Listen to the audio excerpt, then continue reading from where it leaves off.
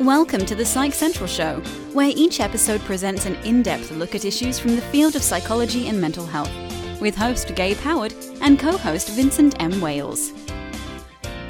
Hello, everyone, and welcome to this week's episode of the Psych Central Show podcast. My name is Gabe Howard, and with me, as always, is Vincent M. Wales. Vincent, wish everybody a Merry Christmas. Merry Christmas, Happy Holidays, whatever you choose to celebrate or not. I choose season's greetings because somehow that like avoided the fray. Like it's always Happy Holidays versus Merry Christmas, and season's greetings is over there like, it's not about me yet. I figure we got a couple of years, right? That works, sure. Yeah. So this episode is called Surviving Christmas. Whether you live with mental illness like, Vin and I do, or whether you're just a person who gets stressed out during the holidays, the holidays can be, pretty much what you make of them. I love Christmas. I adore Christmas to an annoying degree. I play Santa Claus. I like Christmas so much. But my wonderful co-host, on the other hand, is... What? What am I, Gabe? You're less excited about Christmas, right? I don't dislike it. Yeah, but notice that you won't say, I like Christmas. You find Christmas to be one of these things that you kind of put up with. It's not bad, it's not good, but it's just in the way. And you and I have talked many, many times about different coping skills that you use to survive the holidays. True enough. See, that is true. And even though I adore Christmas, I believe that I have made that abundantly clear. The holidays can cause me stress as well. For example, in a couple of days, I'm going to pack up my wife and all of the presents, and I'm going to head to Memphis, where I'm going to hang with my entire family. So there's Gabe and his mom and dad, and his grandma and grandpa, and his brothers and sisters, and there's all of these tensions that I don't face daily because, I keep a nice 700-mile buffer between myself and my family. They're good people. I always feel the need to say that they're good people, incredible people. The best family that you can have 700 miles away. But what about when they're not 700 miles away? And that's where you need coping skills because, listen, whether it was Christmas or not Christmas, you need to find a way to survive your family. In my case, I'm going to be staying with my family. I'm going to be in their house. Now, I'm a person who's used to having my own space. So one of the things that I do that I find that helps a lot is to make a plan. I'm not really a planner. I talk a lot about just, things just accidentally happen to me. Mm-hmm. But in order to make sure that I survive the holidays, I make a plan. I make a plan with my family. I make a plan with my wife. I make time to be alone. Every morning I wake up and I drive to a local restaurant and I sit and I drink a Diet Coke for a couple hours. That's my plan. And I tell my family ahead of time that I'm going to do this. So they just, when I get up and take a shower and walk out into the room, they're just like, hi, Gabe, we'll see you in a couple hours. And this allows me to ease myself into the day to have a couple of hours to spend alone. Then on the flip side of that, I go back to my bedroom an hour or two before bedtime, again with my laptop, and I spend an hour or two decompressing, again alone. And I've been doing this for so long that my family just sort of expects it. Mm-hmm. They know that this is the plan, and therefore they're not offended by it because in their mind, it's just normal. It's just regular. Gotcha. So what's your coping skills, Vin? Because you just stay alone. Yeah. Pretty much. It has been a few years since I've spent the holidays with my family. That's true. And it's okay to be alone, right? Sure, it is okay to be alone. Yeah, I really don't mind it a lot. I've been alone quite a lot of my life, honestly. So it's what I'm used to, and I am okay with it. Vin, were you always okay to be alone on Christmas, or early on, did it bother you? The first time I was not with my family at Christmas, it was pretty rough. And that would have been when I first moved away from Pennsylvania. I was in Utah. It was just really hard. Was it hard because of your expectations, or was it hard because you were alone? Did you set yourself up to fail is what I'm asking. Well, I wasn't alone in that case. I was with my ex and her family. But she wasn't your ex then? No, That's we were together. Important. We weren't married yet. We're not married yet at that point. So yeah. So I was there, but I wasn't with my family. And this was the first time that had ever happened. So your traditions were changing. They were very much changing, yeah. Now, how did you over the years, that? they would just change more. How did I get through it? Well, just tolerated it. I dealt with it. I tried to embrace the new rather than stress over not having the old. One of the things that a lot of people talk about this time of year is the incredible pop culture idea that the holidays must be perfect. I saw a commercial for a grocery store. So here it is. We've got 30 seconds. Here's the setup. Somebody is sitting home alone in their apartment, and within 30 seconds, this department store just managed to just outfit this guy's entire house. I think he even found love by the end of the commercial, and it's just like, wow, just what a turnaround! Awesome. I want that Christmas magic to happen to me. I want to shop there. Yeah, I know. But life doesn't work that way. It is fun to believe that it could. I mean, we all need fantasy and dream, but in reality, that's not reasonable. If you're sitting alone in your apartment in the morning, you're probably going to be sitting alone in your apartment in the evening unless you make a specific plan. This idea that Christmas is going to save us with its magic is just a skosh ridiculous. Yeah. So we can't have these kind of expectations. You're right. And television, movies, whatever. Now, granted, there are a lot of movies that show really messed up holidays, so there is that. but yes, the whole Christmas will save us thing. You're right. It's just over the top, and we shouldn't even think that way. That's actually a really good thing to point out.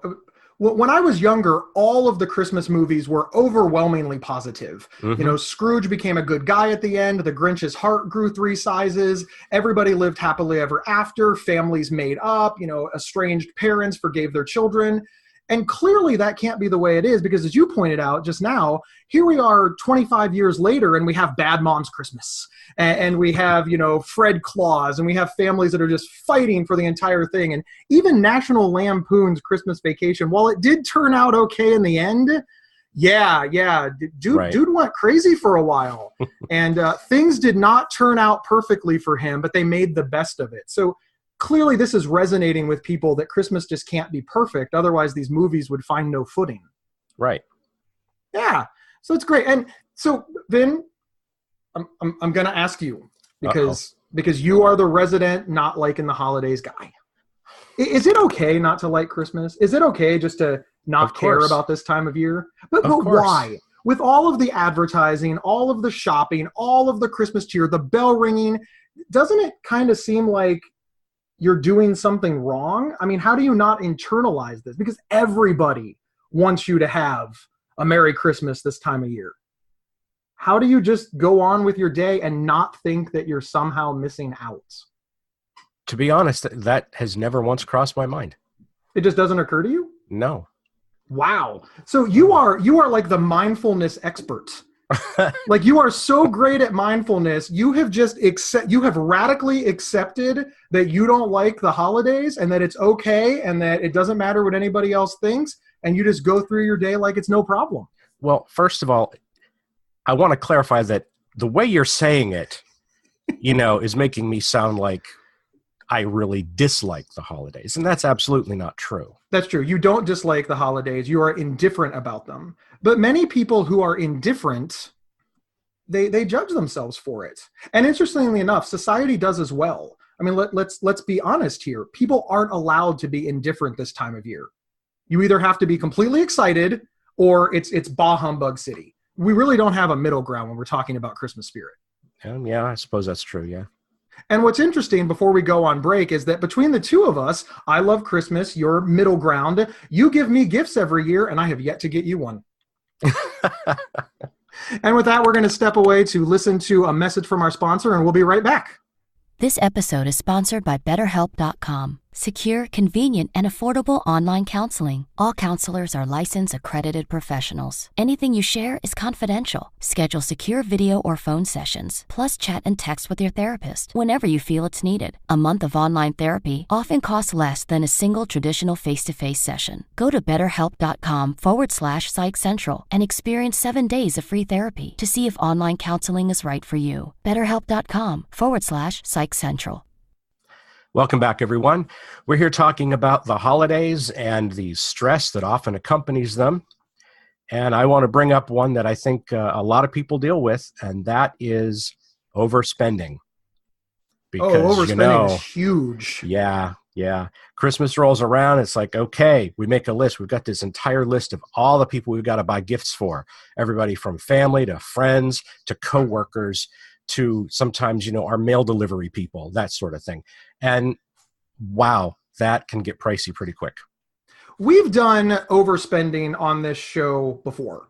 So we have, yes. I want to be clear that when we're talking about overspending in this context, we're not talking about retail therapy. We're not talking about in response to stress, depression, or happiness or celebrating. Yeah.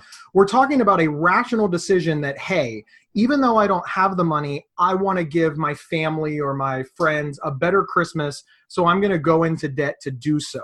Exactly. And that is cost. So it's stress isn't driving spending. Spending is driving stress, even though the reason is pure. Yeah, it's a great reason.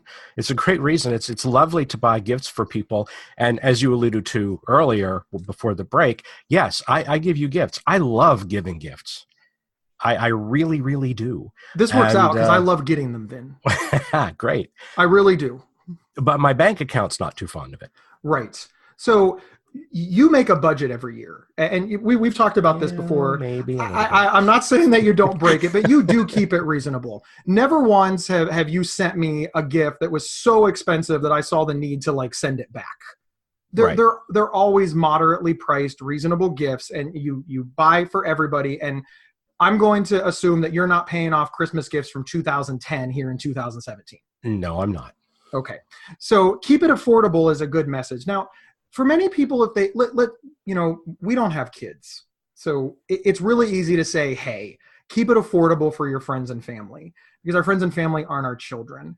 What's the message to a parent that wants to give their kid that toy, that wants to spend the money, but just isn't able to for financial reasons, and knows that if they step out on that, if they spend the extra money, that it's going to cause problems that are farther reaching after Christmas Day?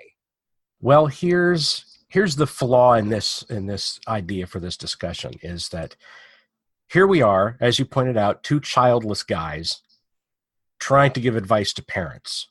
And I know a lot of parents who will just say, who are you to give me advice? You have no idea what you're talking about. Yeah. If you have children and you need child rearing advice, find somebody without kids. They know everything. We do. We do. But sincerely, there is a psychological principle here that if you overspend and you can't make bills and you're stressful, you're not going to enjoy the time that you can spend with your children. And while it's nice to get them, the greatest toy, etc., if you're so stressed out that you can't enjoy it with them, you are going to diminish their joy. This is true, but we also have to look at what are the expectations that the children have. Have we allowed them to expect to be spoiled rotten to get those really expensive gifts year after year? Or have we instead instilled in them some reasonable expectation that's like, well, no, that's really an expensive gift. I shouldn't expect that just because my friend got it. And that's something that we should talk about avoiding toxic people. Because some people do have this notion around Christmas, that Christmas is all about, we can replace this with really anything. But some people have the notion that Christmas is all about who got the best presents. Mm-hmm. And for many of us, myself included, that's not what we're trying to do. I'm not trying to give my wife the most expensive present to prove that I'm the best husband. I'm trying to give my wife a present that she is going to like, that's not going to put us in debt come January. Right. So somebody that told me that I was going to be a bad husband if I didn't get my wife a more expensive gift, my best bet to enjoy the holiday season would be to avoid that person. And that's just one point of toxicity. Mm-hmm. There's many others. There's plenty of others. And toxic people can come in all shapes and sizes. It's important to point out this time of year that somebody can be momentarily toxic.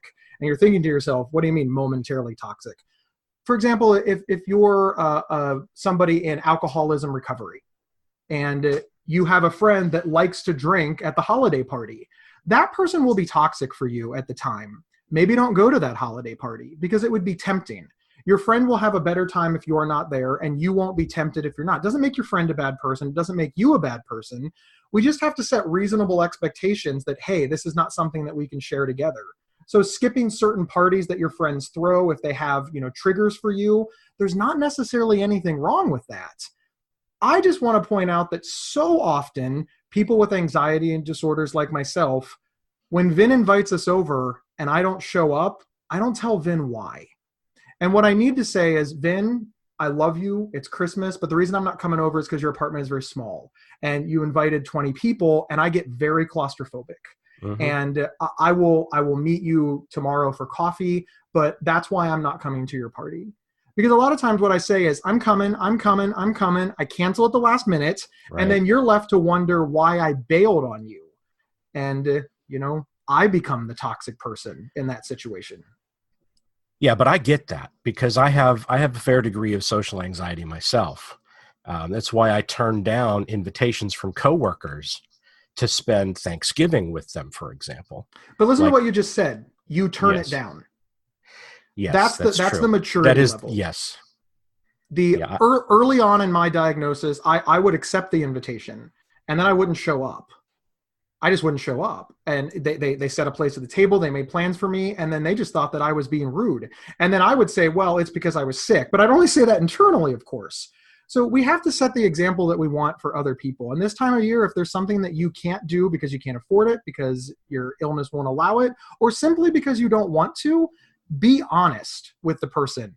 This is really important to having reasonable holiday expectations. We talked about how the media blows things out of proportion, but little things matter too. If you're a person living with social anxiety and you expect to attend every single party that you're invited to, and you're somebody who's invited to a lot of parties, you have set an unreasonable expectation that you will no doubt fail at, that will no doubt diminish your holiday joy. Yes, indeed. But it's important that we talk about the reason for the season. No, not the that reason for the season. Commercialism? Yeah. No. That's not the one. It's not religion either. Although it's very important to many people this time of year. I'm talking about spending time with our loved ones, being grateful for the people around us. So often during, as you said, the commercialism, through the stress, through the hustle and bustle, through the busyness, through all the things that we have going on, we just simply forget to be with those we love and those who love us. And not being grateful for them is well, it's just a missed opportunity. It is. And unfortunately, one of the things you just said, the hustle and bustle, it prevents that closeness. It's difficult sometimes when you go, I travel across the country to see my family. And of course there's a fairly large number of people there. And so the amount of time that you can spend with any one of them is pretty limited. And that in and of itself is stressful for me because I'm not getting what I want out of it, to spend more time with this person and that person. But, that's the nature of the holidays. But some is better than none. And True. If you can't be with your family on Christmas, Vin, one of our traditions every year, I always call you on Christmas morning. We have a 3-hour time difference, so it's my afternoon, it's your morning, except for that one unfortunate year that you got your Christmas call at 4 a.m. I've forgotten all about that. Oh, then that never happened. I just said that for the sake of the show, just to add a little levity.